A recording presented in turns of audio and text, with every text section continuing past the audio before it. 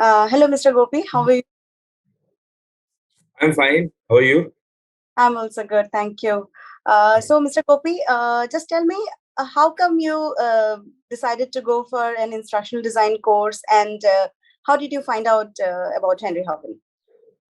So, I was actually in an edtech domain before going into instructional designing, and one of my friends told me about something known as instructional designing and how actually the thing that I was doing was a part of an instructional designing process, and I was unaware of that. So I did my research and tried to find out, okay, what are the scope of my career in instructional design, and while doing that research on internet, I came across the course on Henry Harvin, and I believe that I didn't find any other online forum or an institute doing something like that. So first of all, that was quite unique thing about Henry Arvin, and it actually attracted me towards this because nobody else was doing that in instructional designing. And the things that I was told that what instructional designing is and what the career scope would be, I think I found everything in the course structure in instructional design at Henry Arvin, and hence I decided to enroll into the course. And that's the whole journey. If you may think that, okay, how I came across Henry Harvin and what was my motivation to go for instructional design. But tell me something. Were you always into training?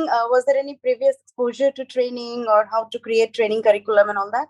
Yeah. As I told you that I was into edtech, and before joining edtech, I was into offline teaching too, and offline not teaching but training too. So it was more of you can say my exposure to training was there before doing instructional designing.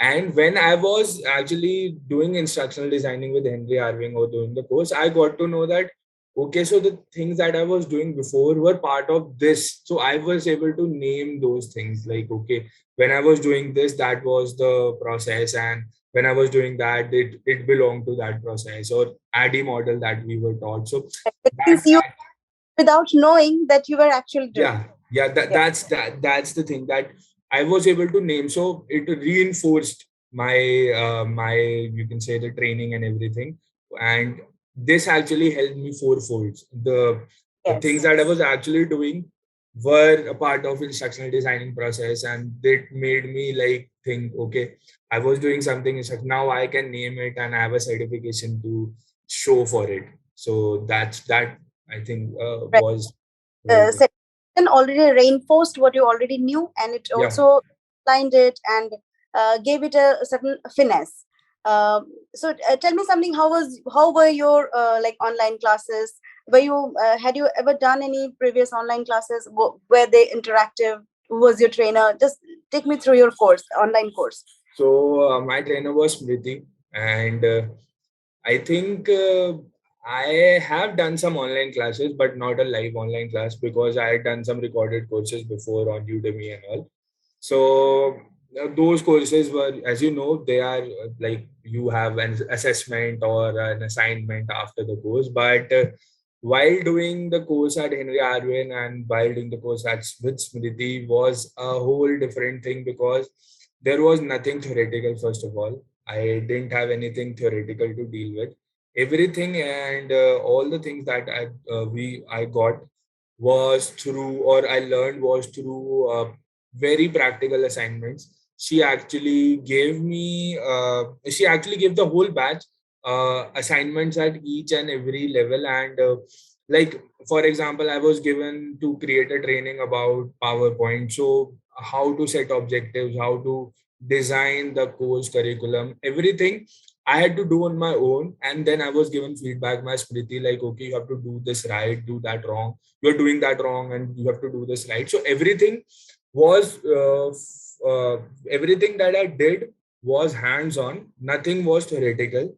And so theories can be derived from those practical experiences. That was different. I could read about ADDIE model or something on my own. That there is nothing like that, right? But doing that and designing a whole training was something that was a very refreshing thing, because I have actually profiled myself and I have seen that I am a hands-on trainer. So there are a lot of learners profile, right?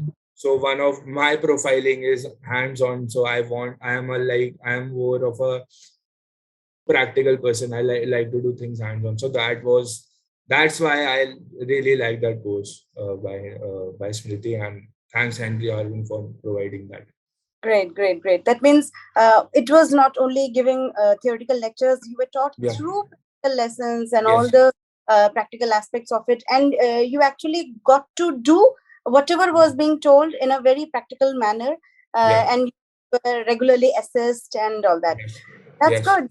That's very nice. And tell me something. If someone is going for an ID course, would you recommend Henry Harvin? Would you like to recommend Henry Harvin to them?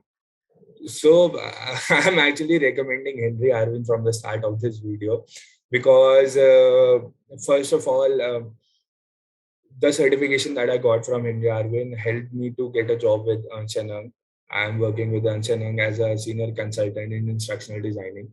So I think that certification with Henry Arvin really helped me a lot to Correct. opened a lot of doors with big four companies. And I believe that that certification is important. People may think that okay, hands-on experience is important. Certification is important because uh, when you are doing something, I was in an edtech and I didn't know that I was doing instructional designing. And people, when I have written that on my resume that I am a certified instructional designing expert, and also now I have got a whole new level of visibility, and I have like plethora of job opportunities after doing the course, and I've still received a lot of calls. And first thing is this, because it gives you a really great you can say foot in a lot of jobs. The second thing is that if you are really passionate about doing trainings and creating trainings, so this would be the great time to do that, and to have an uh, online platform like Henry Arvin, where I think you are doing something hands-on and nothing theoretical, because I've seen a lot of theoretical courses go on. So that's the second reason I would say that please, if you are really passionate, go for it. But if you really think that you can make your name in training, then only go for instructional designing, because it's very niche field. It's Yes. not that everybody should do this and then get into, because it is something that you need to be passionate about. So if you are passionate about, go for it. Right. So instructional design is also about taking advantage of this online boom that Yes. has place. And if you have the right certification, if you have the right training, then sky is the limit. Yes. Um, right, Mr. Gopi. Yes. Yes. Um, so I'm very happy to know that you are getting so many job opportunities, and Henry Harvin certification has really helped you in your career. And Yeah. thank you so much, and I wish you all the very best in your career. May this certification help you, and you in turn make great training material and help others. Thank you Yeah. so